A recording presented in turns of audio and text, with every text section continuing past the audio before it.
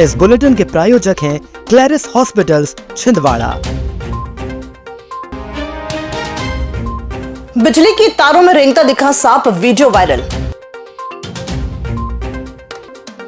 पार्षद का आरोप, निगम कार्यवाही जगह सप्लायर्स को कर रहा भुगतान।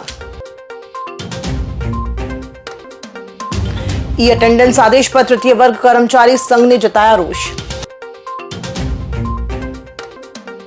तेज रफ्तार बस से टकराई कार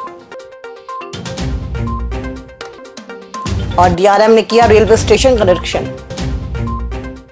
नमस्कार, आप देख रहे हैं छिंदवाड़ा लाइव और मैं हूं आपके साथ कंचन। आइए अब बढ़ते हैं खबरों की ओर। शहर में बारिश की शुरुआत के साथ ही सांपों की गतिविधियां तेज हो गई हैं। इसी कड़ी में शहर के छोटा तालाब इलाके में एक हैरान कर देने वाला नजारा सामने आया है, जहां एक सांप बिजली के तारों पर रेंगता हुआ दिखा। इस दृश्य को देखकर लोगों में पहले तो डर फैल गया, लेकिन कुछ लोगों ने इसे कैमरे में कैद कर सोशल मीडिया पर शेयर कर दिया।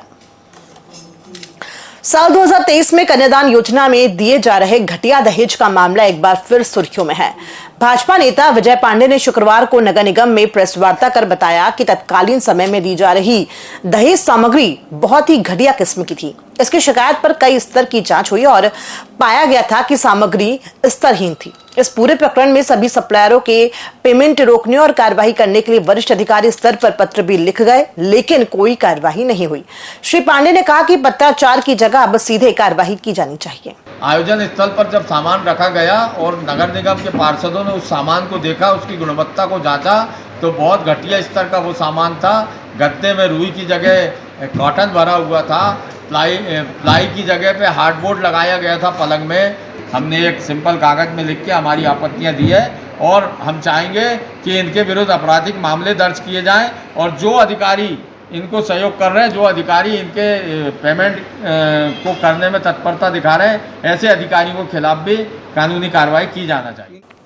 तृतीय वर्ग कर्मचारी संघ मध्य प्रदेश ने शुक्रवार को कलेक्टर को ज्ञापन सौंपते हुए ट्राइबल विभाग के कर्मचारियों की 24 और 30 वर्ष की सेवा पर मिलने वाले एसीपी एमएसीपी लाभ में हो रही देरी पर नाराजगी जताई। संघ ने बताया कि कई कर्मचारी सेवा पूर्ण कर चुके हैं, फिर भी उन्हें वेतन वृद्धि और पेंशन लाभ नहीं मिल पा रहे हैं। इसके साथ ही शिक्षकों पर दिए गए ई अटेंडेंस आदेश को भी अनुचित ठहराते हुए उसे रद्द करने की मांग की गई है। संघ का कहना है कि नेटवर्क बाधा वाले ग्रामीण क्षेत्रों में ये प्रणाली शिक्षकों के लिए असुविधाजनक है और उनका मनोबल गिरा सकती है। आज से लगभग 2-3 साल पहले भी ई अटेंडेंस की बात आई थी, तो शिक्षा विभाग के लिए ई अटेंडेंस उतनी आवश्यक नहीं है जितने कि मध्य प्रदेश के सभी विभागों के लिए, क्योंकि सभी विभागों के अधिकारी कर्मचारी मध्य प्रदेश में काम कर रहे हैं और सभी मध्य प्रदेश शासन से उसका वेतन पाते हैं। तो ई अटेंडेंस की अगर कार्रवाई हो रही है तो सारे विभाग पे होना चाहिए, एक विभाग पे ना की जाए। पांडुना के घनपेट बाईपास पर शुक्रवार दोपहर लगभग 2 बजे एक तेज रफ्तार बस और कार के बीच टक्कर हो गई। दिल्ली से आए परिवार के 5 सदस्य कार में सवार थे, जिन्हें मामूली चोटें आई हैं। बताया गया है कि बस चालक ने अचानक मोड़ लिया, जिससे यह हादसा हुआ। घटना की सूचना मिलते ही डायल 100 के आरक्षक दिनेश वरकड़े और चालक किशोर खोदनकर मौके पर पहुंचे और दोनों वाहनों को थाने ले जाया गया। पुलिस ने मामला दर्ज कर जांच शुरू कर दी है। शुक्रवार को रेलवे स्टेशन का निरीक्षण करने नागपुर डिवीजन से DCM commercial manager Dilip Singh व अन्य अधिकारी पहुंचे। उन्होंने स्टेशन परिसर में सफाई, जलापूर्ति और यात्री सुविधाओं की स्थिति देखी। स्टेशन के रनिंग रूम, टी स्टॉल और निर्माणाधीन कार्यों की भी समीक्षा की गई। निरीक्षण के दौरान स्थानीय अधिकारियों ने स्टेशन से जुड़ी समस्याएं अधिकारियों के समक्ष रखी। निरीक्षण टीम में पीयूष कुमार, नीलेश तंबे, महेश्वरी सहित कई अधिकारी उपस्थित रहे।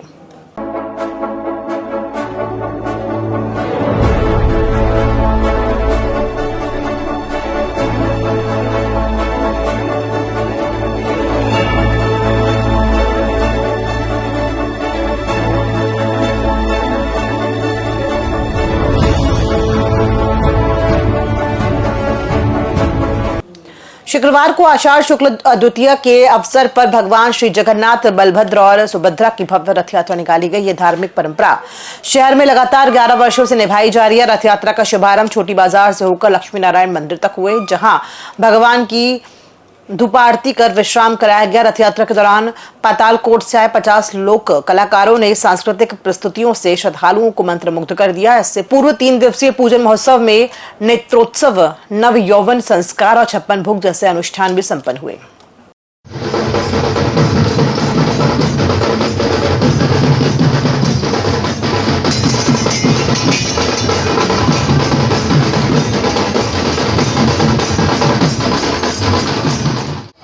साल पहले हमारे छोटे बेटे स्पंदन ने भगवान को खेल खेल में लेके आ गया पुरी में।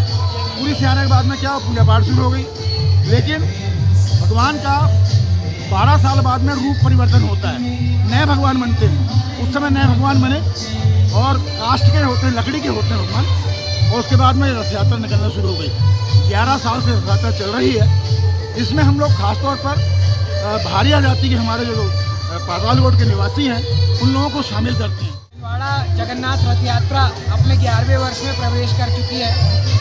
पिछले 11 वर्षों से हम निरंतर निर्बाध रूप से रथ यात्रा निकाल रहे हैं। कोरोना काल में भी हमने पारंपरिक तरीके से लेकिन सांकेतिक रूप से रथ यात्रा निकाली थी।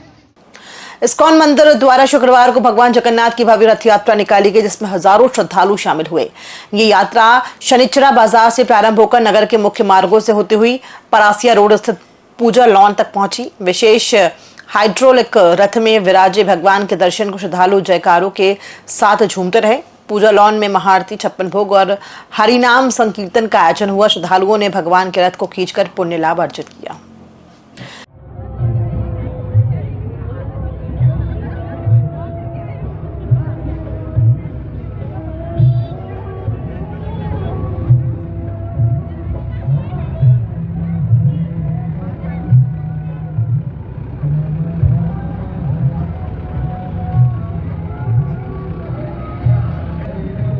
देहात थाना क्षेत्र के कुंडली कला गांव में पानी के टांके में डूबने से 3 साल की मासूम बच्ची की मौत हो गई।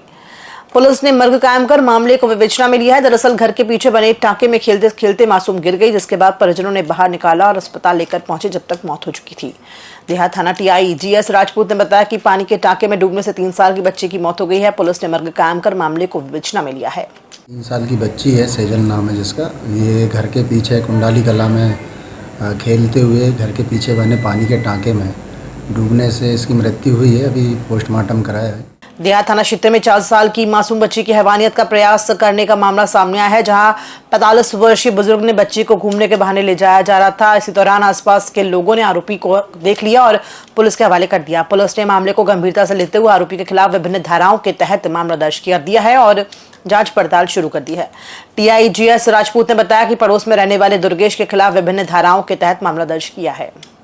पड़ोस में रहने वाले दुर्गेश उई के पिता कलीराम उई की उम्र 45 साल निवासी नोनिया करवल के द्वारा उक्त बच्ची को अपने साथ ले जाकर गलत काम किया गया है, जिस पर से आरोपी के खिलाफ जो है धारा गलत काम की धारा और पास्को एक्ट के तहत मामला पंजीबद्ध कर विवेचना में लिया गया है। खबरों में फिलहाल इतना ही। दीजिए इजाजत। नमस्कार।